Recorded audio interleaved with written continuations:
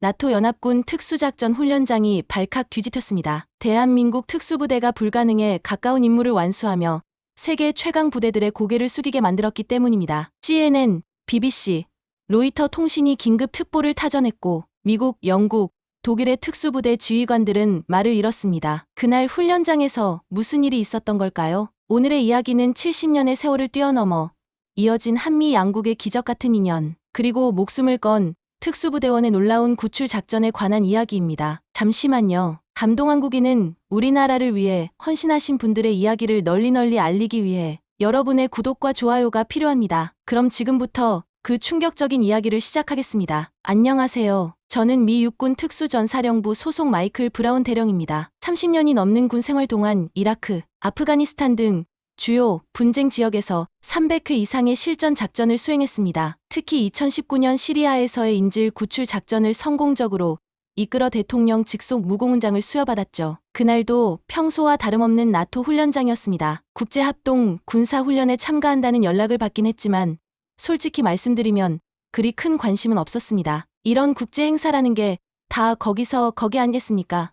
화려한 구호와 형식적인 세리머니뿐이라고 생각했죠. 훈련장에 도착하자 각국의 정예 부대원들이 눈에 들어왔습니다. 나토 소속 서구 연합군들은 화려한 군복 차림으로 여유로운 모습이었고 중국군은 위압적인 분위기를 풍기고 있었습니다. 저는 자리에 앉아 묵묵히 개막식의 시작을 기다렸습니다. 역시 나토 연합군이 최고군. 아시아 군대들은 우리한테 배울 게 많을 거야. 제 옆자리에 앉은 독일군 장교가 우쭐한 표정으로 말했습니다. 그렇습니다. 실전 경험이 전부니까요.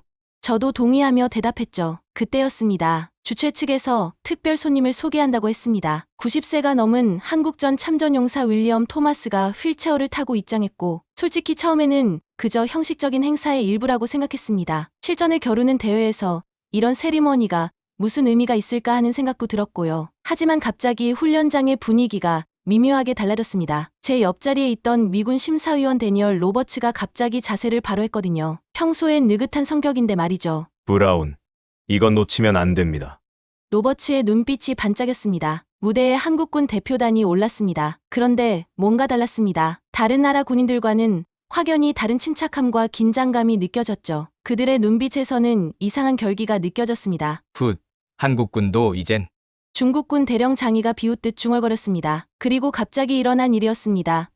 한국군 특전사 박민혁 소령이 앞으로 나와 객석을 향해 고개를 숙였습니다. 그런데 그의 시선은 특별히 한 곳을 향하고 있었죠. 토마스를 향해 있었습니다. 그 순간 무대 위의 모든 한국군이 일제히 토마스를 향해 고개를 숙였습니다. 아니, 고개를 숙이는 정도가 아니었습니다. 그들은 완전히 허리를 굽혀 큰 절을 올렸죠. 순간 객석이 숨을 멈췄습니다. 우리는 당신들의 희생을 잊지 않았습니다. 박민혁의 목소리가 훈련장에 울려 퍼졌습니다. 토마스의 눈가에 맺힌 눈물이 빛났습니다. 그리고 그때 아무도 예상하지 못한 일이 벌어졌습니다. 토마스가 천천히 하지만 단호하게 휠체어에서 일어나기 시작했습니다. 토마스의 거수경례의 훈련장은 완전히 얼어붙었습니다. 90세가 넘은 노인이 떨리는 다리로 일어나 한국군을 향해 흔들림 없는 경례를 보내고 있었기 때문입니다. 브라운 대령, 저들을 주목하시오. 로버츠가 낮은 목소리로 말했습니다. 무슨 말씀이신지? 그때였습니다. 박민혁 소령의 주머니에서 낡은 사진 한 장이 떨어졌습니다. 바람에 날려 제 발 앞까지 온 그 사진을 집어들었을 때 저는 믿을 수 없는 광경을 보았습니다. 1950년대 강원도의 어느 산악지대, 젊은 미군 장교가 부상당한 한국군 병사를 업고 있는 흑백 사진이었습니다. 그리고 그 사진 뒷면에는 이렇게 적혀 있었습니다. 그날 당신이 아니었다면 우리 가족은 없었을 것입니다. 박하사 올림. 저는 무언가 이상한 느낌을 받았습니다. 토마스의 젊은 시절 사진을 본 적이 있었거든요. 그리고 그 사진 속 미군 장교는 분명 젊은 시절의 토마스였습니다. 이 사진을 돌려주시겠습니까? 박민혁 소령이 제 앞에 서 있었습니다. 그의 눈빛은 진심 어린 존경과 감사로 가득했습니다. 이 사진 속 인물이 네, 맞습니다. 제 할아버지십니다. 그리고 그분을 구해주신 분이 바로 저기 계신 토마스 장군님이십니다. 순간 저는 숨이 멎는 것 같았습니다. 70년이라는 세월을 뛰어넘어 이어진 이 인연이 오늘 이 자리에서 다시 만난 것입니다. 지금까지 우리 가족은 그분의 은혜를 잊은 적이 없습니다. 할아버지께서는 늘 말씀하셨죠. 그분이 아니었다면 내가 이 자리에 있을 수 없었을 거다. 그분의 은혜는 반드시 갚아야 한다고 박소령의 목소리가 살짝 떨렸습니다. 그때 갑자기 훈련장의 경보가 울리기 시작했습니다. 긴급 상황 발생. 모든 부대원은, 그리고 그 순간 누구도 예상하지 못한 사건이 벌어지려 했습니다. 토마스 장군님이 계신 건물 쪽에서 검은 연기가 피어오르기 시작한 것입니다. 화재 발생, 화재 발생. 전 부대원 비상 대기.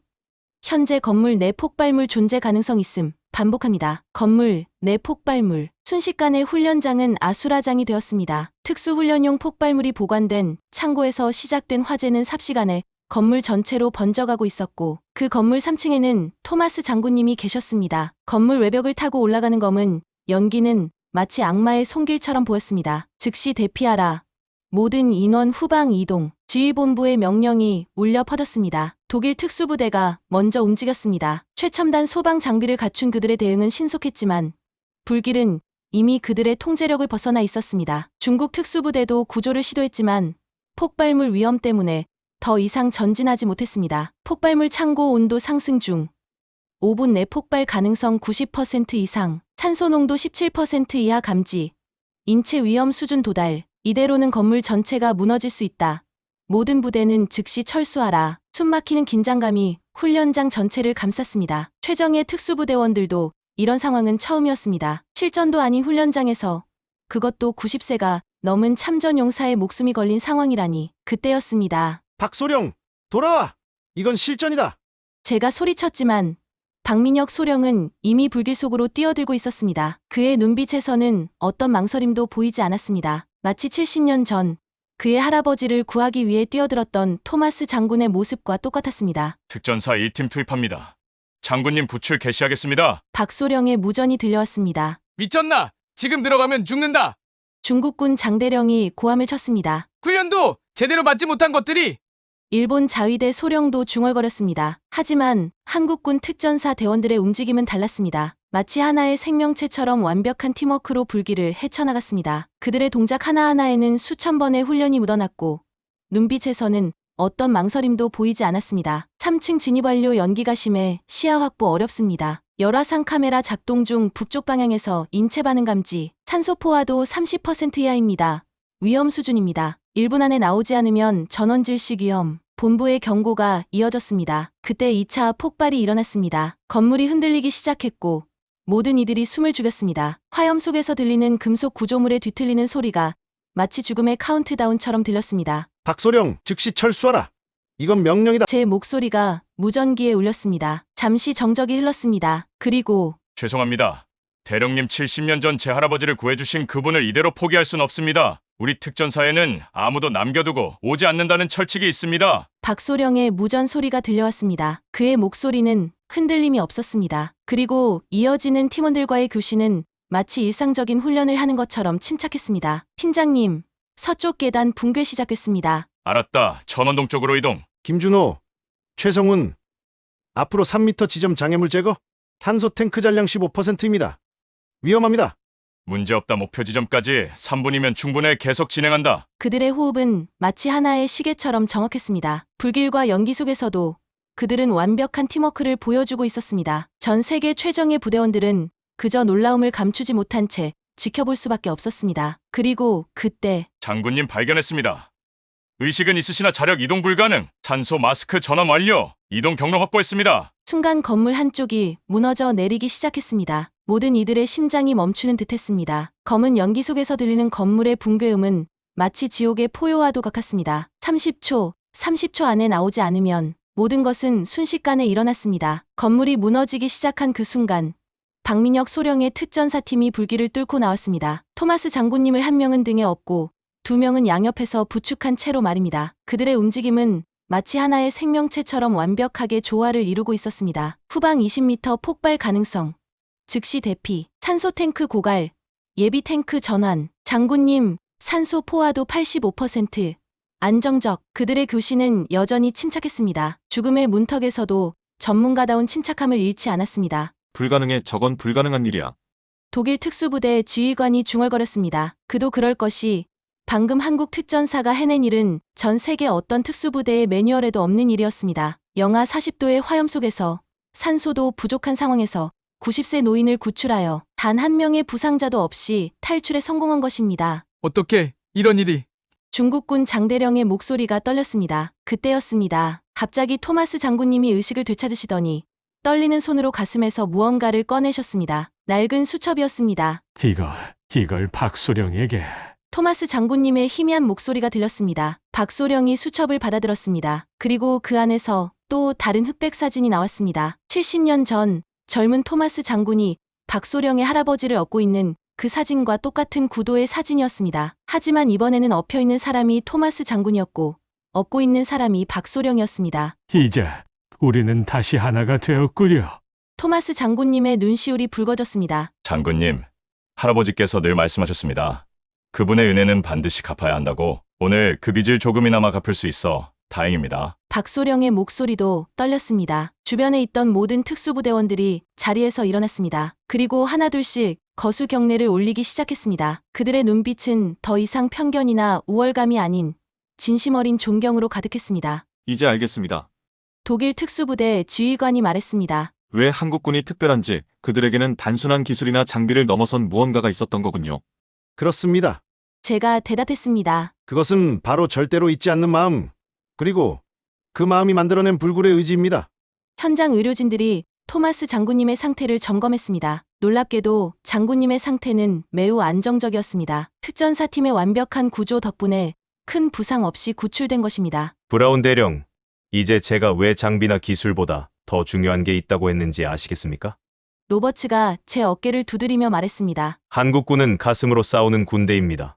그날의 일은 순식간에 전 세계로 퍼져나갔습니다. 70년의 기적 한국 특전사의 불가능한 구출 작전 성공, CNN. 과거의 은혜를 잊지 않은 한국군의 명예, BBC. 최첨단 장비로도 불가능했던 임무, 한국군의 투혼으로 해결. 로이터 통신. 세계 각국의 언론들은 앞다투어 이 놀라운 소식을 보도했습니다. 특히 한국군 특전사에 아무도 포기하지 않는다는 정신과 완벽한 팀워크의 찬사가 쏟아졌습니다. 훈련이 끝난 후 각국 특수부대 지휘관들이 한자리에 모였습니다. 분위기는 완전히 달라져 있었습니다. 우리는 큰 오만을 저질렀습니다. 중국군 장대령이 먼저 입을 열었습니다. 최신 장비와 화려한 훈련 기록만 믿고 진정한 군인 정신을 잊고 있었습니다. 그렇습니다. 독일 특수부대 지휘관도 고개를 끄덕였습니다. 우리는 수치와 기록으로만 군인을 평가했습니다. 하지만 오늘 보았습니다. 진정한 특수부대의 모습을. 토마스 장군님은 이미 건강을 완전히 회복하셨습니다. 그리고 놀랍게도 박소령의 부대를 직접 찾아오셨습니다. 70년 전 내가 그저 당연히 해야 할 일을 했을 뿐인데 토마스 장군님의 목소리가 떨렸습니다. 이렇게 크게 보답받을 줄은 몰랐소. 대한민국이 참 자랑스럽구려. 박소령은 특전사 대원들과 함께 거수경례로 화답했습니다. 그 모습은 70년 전 젊은 토마스 장군 앞에서 감사의 인사를 올리던 박소령의 할아버지와 똑같았습니다. 각국 특수부대의 새로운 교육 과정에 한국 특전사의 정신교육을 포함시키기로 했습니다. 로버츠가 발표했습니다. 단순한 기술이나 장비가 아닌 그들이 가진 불굴의 정신, 그것이야말로 우리가 배워야 할 진정한 특수부대의 모습입니다.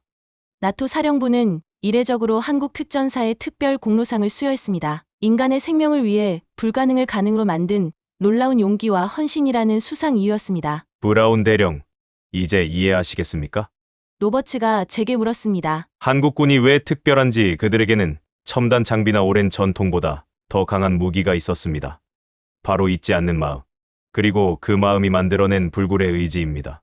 저는 고개를 끄덕였습니다. 30년이 넘는 군 생활 동안 이렇게 가슴 뭉클한 순간은 처음이었습니다. 우리가 그동안 얼마나 큰 편견 속에 살았는지, 그리고 진정한 군인 정신이 무엇인지를 비로소 깨달았습니다. 이제 전 세계가 알게 되었습니다. 박소령이 말했습니다. 대한민국 국군은 단순한 군대가 아닙니다. 우리는 역사를 기억하고 은혜를 잊지 않으며 생명의 가치를 가장 먼저 생각하는 진정한 군인 정신을 가진 군대입니다. 훈련이 끝나고 한 달이 지났습니다. 저는 지금 대한민국 국방부 초청으로 한국을 방문하고 있습니다. 그날의 이야기가 알려지면서 전 세계 특수부대들이 한국군의 정신교육 프로그램에 관심을 보이기 시작했기 때문입니다. 브라운 대령님, 이쪽입니다. 박민혁 소령이 저를 안내했습니다. 특전사 훈련장 한쪽에 위치한 작은 기념관이었습니다. 이곳은 우리 특전사의 역사관입니다. 박소령이 문을 열었습니다. 첫 번째로 보인 것은 6.25 전쟁 당시의 사진들이었습니다. 험준한 산악지대에서 적과 맞서 싸우는 한국군의 모습, 부상당한 미군을 업고 가는 한국군 병사의 모습, 그리고 낡은 장비로도 끝까지 싸우는 장병들의 모습이 가득했습니다. 우리는 이 사진들을 매일 봅니다. 박소령이 설명을 이어갔습니다. 단순히 과거를 기억하기 위해서가 아닙니다. 이 순간들이 우리의 뿌리자 정신이기 때문입니다. 두 번째 전시실에는 특전사의 훈련 과정이 상세히 기록되어 있었습니다. 우리는 최신 장비도 중요하게 생각합니다. 하지만 그보다 더 중요한 것이 있습니다. 박소령이 한 장의 사진을 가리켰습니다. 바로 인간입니다. 사진 속에는 한 특전사 부대원이 훈련 중 부상당한 전우를 업고 산을 오르는 모습이 담겨 있었습니다. 그 옆에는 Never leave anyone behind. 우리는 아무도 포기하지 않는다라는 문구가 적혀 있었습니다. 매일 밤 취침 전 우리는 이 말을 되새깁니다. 이것은 단순한 구호가 아닙니다. 우리의 존재 이유입니다. 세 번째 전시실에 들어서자 토마스 장군님과 박소령 할아버지의 사진이 걸려 있었습니다. 그리고 그 옆에는 한 달 전 화재 현장에서 찍힌 사진이 나란히 걸려 있었습니다. 70년의 시간이 흘렀지만 우리의 정신은 변함없습니다. 박소령의 목소리가 울렸습니다. 장비는 더 좋아졌고 훈련은 더 체계적이 되었습니다. 하지만 우리의 핵심 가치는 그대로입니다. 생명을 존중하고 은혜를 잊지 않으며 절대로 포기하지 않는 것. 그때였습니다. 기념관 문이 열리며 토마스 장군님이 휠체어를 타고 들어오셨습니다. 이번에는 혼자가 아닌 미국의 주요 특수부대 지휘관들과 함께였습니다. 자네 덕분에 나는 다시 태어났네. 토마스 장군님이 박소령의 손을 잡으셨습니다. 그리고 이제 나는 확신하네. 70년 전 내가 도운 그 나라가 이렇게 위대한 나라가 될 줄을. 장군님의 눈시울이 붉어졌습니다. 함께 온 미군 지휘관들도 깊은 감동에 빠진 듯했습니다. 이제 우리는 압니다. 미 특수전사령부 사령관이 말했습니다. 왜 한국 특전사가 세계 최고인지. 그들은 단순히 임무를 수행하는 것이 아니라 마음으로 싸우기 때문입니다. 박소령은 특전사 대원들과 함께 거수경례로 화답했습니다. 그들의 눈빛에서는 자부심이 빛났습니다. 브라운 대령님, 박소령이 제게 말했습니다. 우리는 결코 과거에 머물러 있지 않습니다. 다만 과거를 디딤돌 삼아 더 나은 미래로 나아갈 뿐입니다. 그것이 바로 대한민국 국군의 정신입니다. 저는 이제 이해했습니다. 한국군이 가진 특별한 무기는 최첨단 장비도 화려한 전술도 아니었습니다. 그것은 바로 기억하는 마음이었습니다. 은혜를 잊지 않고 생명의 가치를 존중하며 절대로 포기하지 않는 그 정신. 바로 그것이 세계 최강의 특수부대를 만든 비결이었던 것입니다. 이제 전 세계가 한국군의 정신을 배우고 있습니다. 토마스 장군님이 마지막으로 말씀하셨습니다. 그리고 나는 자랑스럽습니다. 70년 전 내가 돕기로 한 그 선택이 이토록 위대한 결과를 만들어낼 줄은 꿈에도 몰랐으니까요. 여러분, 오늘의 이야기는 여기까지입니다. 70년 전 한국전쟁에서 한 미군 장교가 부상당한 한국군을 구했고 70년이 지난 후 그 한국군의 손자가 이번에는 그 미군 장교를 구하게 된 기적 같은 이야기. 세계 최강을 자부하던 나토 연합군도 자신만만하던 중국군도 한국군을 과소평가하던 모든 이들도 고개를 숙이게 만든 그날의 이야기. 단순한 기술이나 장비가 아닌 절대로 잊지 않는 마음과 희생정신으로 세계를 감동시킨 우리 대한민국 국군의 이야기였습니다. 전 세계 특수부대들이 이제는 한국군의 정신을 배우고 있습니다. CNN, BBC, 로이터 통신 등 수많은 외신들이 한국군의 놀라운 활약을 극찬했고 나토 사령부는 특별 공로상까지 수여했습니다. 오늘도 전국 곳곳에서 우리나라를 지키고 있는 국군 장병들, 그들의 가슴 속에는 선배 전우들의 고귀한 희생정신이 살아 숨쉬고 있습니다. 다시 한번 그들에게 깊은 감사와 경의를 표합니다. 여러분의 구독과 좋아요는 우리의 영웅들을 기억하는 가장 작은 실천이 될 것입니다. 이런 감동적인 이야기들을 더 많은 분들과 나누고 싶으시다면 구독과 알람 설정 꼭 부탁드립니다. 다음 편에서는 또 다른 대한민국의 자랑스러운 이야기로 찾아뵙겠습니다. 감사합니다.